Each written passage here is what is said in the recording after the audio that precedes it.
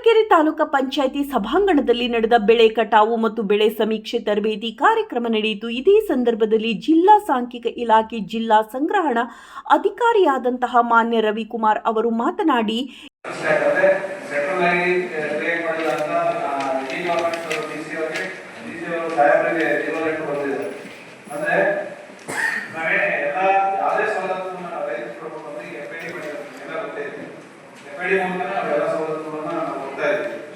ನಮ್ಮಲ್ಲಿ ಏನಾಗಿತ್ತು, ಇದು ರಾಜ್ಯ ಸರ್ಕಾರದಲ್ಲಿ ಮಾತ್ರ ಇದೆ.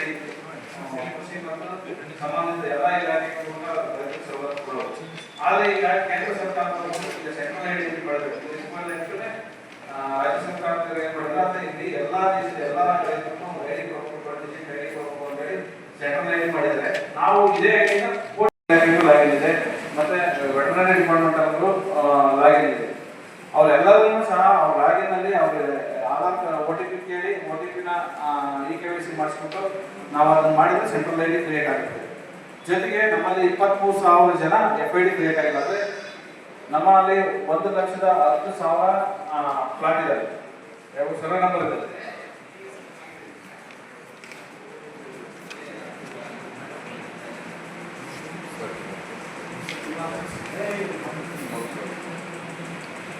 ಒಂದು 1,10,000 ನಮ್ಮಲ್ಲಿ ಸರ್ವೆ ನಂಬರ್ ಇದ್ದಾವೆ ಸುಮಾರು.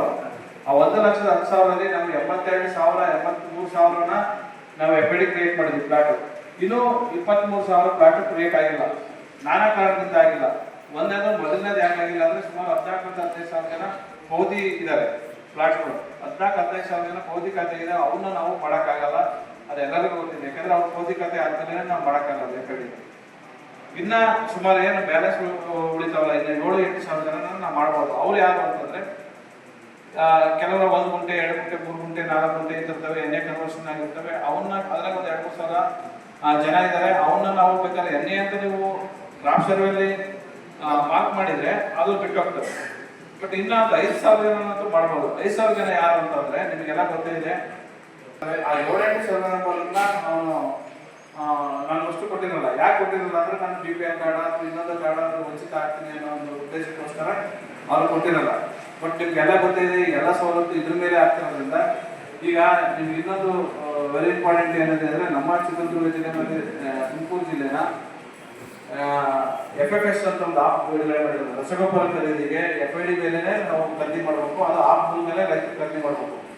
FID ಇಲ್ಲ ಅಂತಂದ್ರೆ ಅವ್ರಿಗೆ ರಸಗೊಬ್ಬರ ಬರಲ್ಲ. ರಸಗೊಬ್ಬರ ಏನ್ ಬರುತ್ತೆ ಅಂತಂದ್ರೆ ಅವ್ರು ಎಷ್ಟು ಇಳುವರಿ ಎಷ್ಟು ಜಮೀನು ಇರುತ್ತೋ ಆ ಜಮೀನಿಗೆ ಎಷ್ಟು ಅವಶ್ಯಕತೆ ಇದೆ ಅದು ಅಷ್ಟೇ ಬುಕ್ ಆಗುತ್ತೆ, ಅದು ಎಕ್ಸ್ಟ್ರಾ ಬುಕ್ ಆಗಲ್ಲ.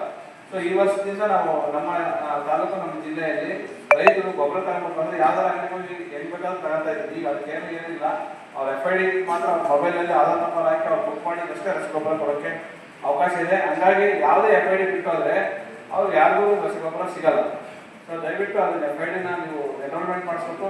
ಆ ಎನ್ರೋಲ್ಮೆಂಟ್ ಮಾಡಿಸದೆ ಇಷ್ಟು ದಿನದೊಳಗೆ ಮಾಡಿಸ್ಬೇಕು ಅಂತ ಸಾಹೇಬ್ ಡಿವೋನೇಟರ್ DC ಅವರು ಕೊಟ್ಟಿದ್ದಾರೆ. ಸೊ ಎಲ್ಲ ನಮ್ಮ ಕಂದಾಯ, ಕೃಷಿ ಮತ್ತು ತೋಟಗಾರಿಕೆ, ವೆಟರ್ನರಿ ಡಿಪಾರ್ಟ್ಮೆಂಟ್ ಸಹ ಹೇಳ್ತೀವಿ. ಎಲ್ಲರೂ DC ಒಂದು ಆದೇಶ ಹಾಕಿದ್ದಾರೆ. ನನ್ನ ಅವಶ್ಯ ನಾನು ನೋಡಿಲ್ಲ ಅನ್ಸುತ್ತೆ. ಪಂಚಾಯತಿ ವೈಸ್ ಕೆಲವು ಇಲಾಖೆಗೆ ಅದನ್ನ ಇದನ್ನ ಮಾಡಿದ್ರೆ ನಾವು ಮಾಡ್ತಾ ಇದ್ವಿ. ನಮ್ಮ ರೈತ ಸಂಪರ್ಕ ಕೇಂದ್ರದಿಂದ ನಾವು ಮಾಡ್ತಾ ಇದ್ವಿ. ತಾವು ಸಹ ಅದನ್ನ ಪ್ರಚಾರ ಮಾಡಬೇಕು.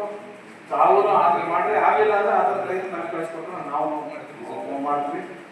ಇವೆಲ್ಲವೂ ಒಂದಕ್ಕೊಂದು ಇಂಟರ್ರಿಲೇಟೆಡ್ ಇದ್ದಾವೆ. ಯಾಕಂದ್ರೆ ನಾನು ಈ CC ಎಕ್ಸ್ಪೆರಿಮೆಂಟ್ ಅಲ್ಲಿ ಇದನ್ನೆಲ್ಲ ಯಾಕೆ ಹೇಳ್ತಾ ಇದ್ದೇನೆ ಅಂದ್ರೆ ಇವೆಲ್ಲ ಒಂದಕ್ಕೊಂದು ಇಂಟರ್ರಿಲೇಟೆಡ್ ಇರೋದ್ರಿಂದ ಇದು ನಮ್ಮ ಎಲ್ಲ 4 ಇಲಾಖೆಯ ಬೇಸಿಕ್ ಕರ್ತವ್ಯವಾಗಿದೆ. ಯಾಕಂದ್ರೆ ಇವೆಲ್ಲವನ್ನೂ ನಾವು ಅವ್ರಿಗೆ ರೈತರಿಗೆ ಮಾಡಿಸ್ಲಿಲ್ಲ ಅಂದ್ರೆ ಬೇರೆ ಬೇರೆ ಸೌಲಭ್ಯದಿಂದ ವಂಚಿತರಾಗೋದ್ರಿಂದ ಎಲ್ಲರನ್ನೂ ಮಾಡಿದ ನಿಮಗೂ ಇದೆ ಅನ್ನೋ ಒಂದು ಇದಕ್ಕೋಸ್ಕರ ನಾವು ಹೇಳ್ತಾ ಇದ್ವಿ.